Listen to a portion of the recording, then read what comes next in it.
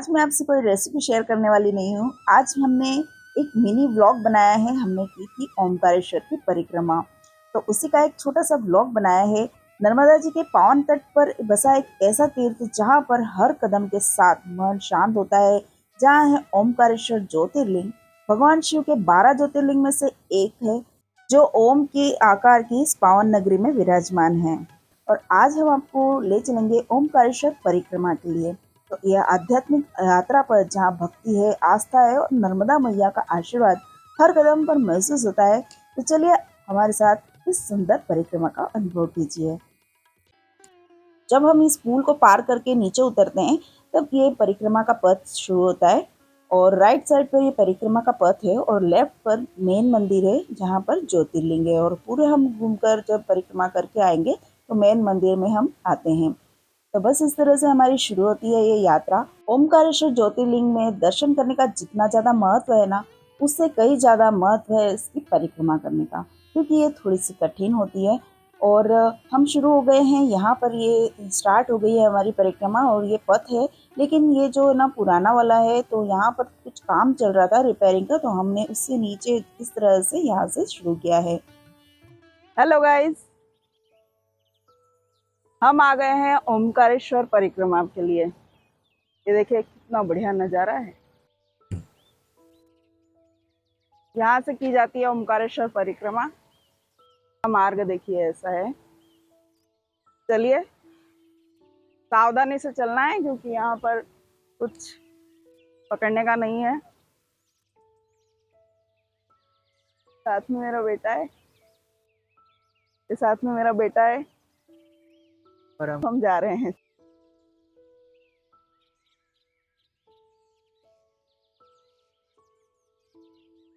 थोड़ा सकरा रास्ता है, इस तरह से थोड़ा सकरा रास्ता है। ये देखिए इस तरह से कुछ पथरीला भी रास्ता है बीच बीच में, और बीच बीच में इस तरह से छोटे छोटे मंदिर भी आते हैं।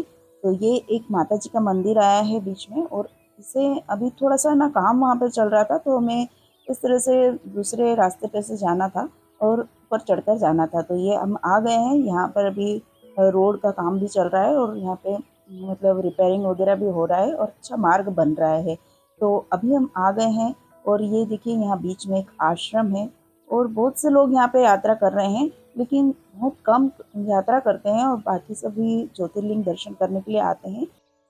ओमकारेश्वर का नाम तो आपने सुना ही होगा। ये 12 ज्योतिर्लिंग में से एक विशेष ज्योतिर्लिंग है और ये मध्य प्रदेश के इंदौर शहर जो है ना, वहाँ से 60 से 70 किलोमीटर जितना पड़ता है। यहाँ पर बहुत सारे जगह जगह से, हर प्रदेश से और फॉरेन से भी यहाँ पे लोग आते हैं दर्शन करने के लिए, और बहुत ही अच्छा लगता है। और अब हम चल रहे हैं संगम की तरफ। यहाँ पे कावेरी और नर्मदा का संगम होता है। मेरे साथ में मेरे हस्बैंड और मेरा बेटा भी आया हुआ है। हम तीनों ने ये यात्रा की थी। मेरा है ना जन्म तो यहीं से 10 किलोमीटर दूर सनावद शहर है ना, वहीं पे हुआ था, लेकिन अभी तक मैंने ये यात्रा नहीं की थी। तो हमने ये संकल्प कर रखा था, तो इस यात्रा को हमने पूर्ण किया है। इधर देखिए ये कावेरी है और इधर नर्मदा है, और दोनों का यहाँ पर संगम होता है। दोनों का अलग अलग कलर अलग से ही दिख जाता है, लेकिन और इसका हमने पानी भी, संगम का पानी भी हम लेकर गए हैं। और इसमें साथ में यहाँ पर चने की दाल लेकर आए हैं। यहाँ पर एक ऋण मुक्तेश्वर महादेव का मंदिर है, जहाँ पर ये चने की दाल को यहाँ से संगम के पानी से भिगोकर ले जाया जाता है और उसमें चढ़ाया जाता है। तो मेरे हस्बैंड ने ये दाल को भिगो लिया है पानी में, और हम चल पड़े हैं ऋण मुक्तेश्वर महादेव की तरफ। ये सारे मंदिर जो है ना, वो बीच में ही आते हैं परिक्रमा के पूरे पथ पर। तो ये ऋण मुक्तेश्वर महादेव में आ गए हैं हम, और यहाँ पर ये चने की दाल चढ़ाई जाती है। तो हमने भी यहाँ पर ये दाल चढ़ा दी है।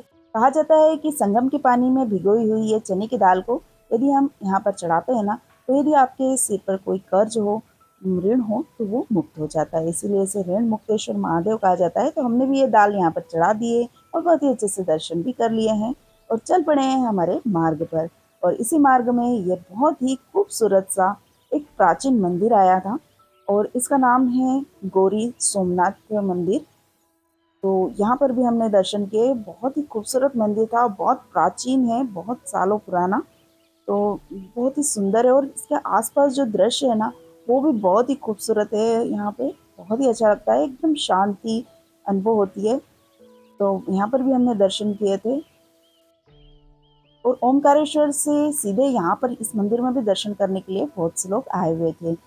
बिना परिक्रमा के भी यहाँ पर आया जा सकता है दर्शन करने के लिए। तो यहाँ पर भी हमने दर्शन कर लिए। बहुत बड़ी शिवलिंग भी थी यहाँ पर।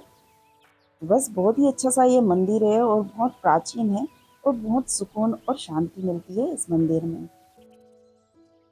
और इसी के पास में एक और मंदिर बीच में आया था, ये है श्री पाताली हनुमान जी का मंदिर। यहाँ पर हनुमान जी लेटे हुए अवस्था में है और इसे पाताली इसे कहा जाता है। ये पाताल से जुड़ा हुआ है और ये ना स्वयंभू जो मूर्ति है, ये अपने आप प्रकट हुई मूर्ति है, ऐसा कहा जाता है। इसका भी बहुत महत्व है। तो ओमकारेश्वर में कंकर कंकर में शंकर है, ऐसा कहा जाता है। इसके हर एक कंकर में यहाँ पर शंकर बसे हुए हैं। इस परिक्रमा के पथ पर अलग अलग 4 द्वार आते हैं। तो ये हमारा पहला द्वार है यहाँ पर। और यहाँ पर आदि शंकराचार्य की बहुत ही बड़ी सी प्रतिमा बनी हुई है। वहाँ पर भी हमने फोटो वगैरह खिंचाई है और बस निकल पड़े हैं अब यहाँ पर। ये जिसे दूसरा गेट आ गया है और मंदिर भी है यहाँ पर और बहुत ही प्राचीन मूर्तियां हैं यहाँ पर। ये देखिए, बहुत ही प्राचीन मूर्तियां हैं। यहाँ का जो हर एक पत्थर है ना, उसमें शंकर जी का वास है, शिव जी का वास है और बहुत ही सुकून मिलता है। इस तरह से सीढ़ियाँ भी हैं यहाँ पर। सीढ़ियाँ उतरने की भी इतनी ही है और चढ़ने की भी है। तो थोड़ा मार्ग तो है ना बहुत कठिन लग रहा था। इस समय तो बहुत कठिन लग रहा था, लेकिन बाद में हमें बहुत ही मज़ा आ रहा था ये सब याद करके। और ये दूसरा द्वार आ गया है यहाँ पर। तो ये सूरज द्वार है। इस तरह से 4 द्वार आते हैं और ये बीच बीच में। और ये देखिए, ये भी कितना प्राचीन है और जो सूर्य की किरणें है ना इस पर पड़ रही है, तो बहुत ही सुकून अनुभव होता है यहाँ पर। और यहाँ पर एक ये मंदिर है, यहाँ पर इस तरह से स्तंभ है और ये मंदिर अपूर्ण लग रहा है। तो ये सफ़र तो बहुत ज़्यादा लंबा था। 8 किलोमीटर की टोटल यात्रा थी यहाँ पर। तो इतना सब तो हम कैप्चर नहीं कर सकते, बहुत ज़्यादा टाइम लग जाता है। यहाँ पर भी हमने फोटोज़ वगैरह क्लिक कराई। बहुत ही सुंदर सी प्राचीन मूर्तियाँ भी हैं, हाथी घोड़े वगैरह हैं। ये देखिए, बहुत ही सुंदर लग रहा था, बहुत ही मज़ा आ रहा था यहाँ पे। और ये हमेशा हम ओमकारेश्वर को दर्शन करने आते हैं, लेकिन पहली बार इस यात्रा पर निकले थे और ये सारे पुराने मंदिर हमने पहली बार देखे थे। सारी खंडित मूर्तियाँ भी यहाँ पर पड़ी हुई है। बस यहाँ से नीचे उतरने के बाद में नर्मदा पे एक डैम बना हुआ है, तो वो डैम हमने देखा यहाँ पर। ये देखिए, और बस इसमें नीचे उतरने के बाद में एक द्वार आता है और वहाँ पे हमारी यात्रा पूर्ण होती है। ये हमारी परिक्रमा पूर्ण होती है यहाँ पर, ओमकारेश्वर परिक्रमा। और थोड़ा हार्ड तो है, लेकिन बाबा के आशीर्वाद से हमारी यात्रा पूर्ण हुई और बहुत मज़ा भी आया ना। तो ये परिक्रमा जल्दी से करना, बहुत मज़ा आएगा। और गर्मी में मत करना, इस तरह से जब थोड़ा सा ठंडा मौसम हो ना तभी कीजिएगा, तो बहुत मज़ा आएगा। चलिए, तो ये नया पुल बनाया हुआ है और इस पुल को पार करने के बाद में मेन ज्योतिर्लिंग मंदिर आता है, जहाँ पर हम दर्शन करेंगे। तो ओमकारेश्वर परिक्रमा हमें यही सिखाती है कि श्रद्धा, धैर्य और विश्वास के साथ चलो तो रास्ते अपने आप आसान हो जाते हैं। अगर आपको हमारी ये आध्यात्मिक यात्रा अच्छी लगी हो तो वीडियो को लाइक जरूर से कीजिएगा, अपने परिवार और दोस्तों के साथ में शेयर कीजिएगा और ऐसे ही और ब्लॉग्स के लिए चैनल को सब्सक्राइब जरूर से कीजिएगा। जय नर्मदा मैया, ओम नमः शिवाय।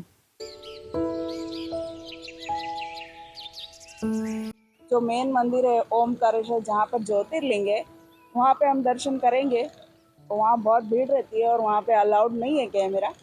तो बस यहीं तक का सफ़र हमारा परिक्रमा का बहुत ज़्यादा अनुभव, बहुत ही बढ़िया हमारा अनुभव रहा है। ओमकारेश्वर आओ तो ज़रूर से यहाँ पर एक बार विजिट कीजिएगा और परिक्रमा जरूर से कीजिएगा, बहुत मज़ा आएगा।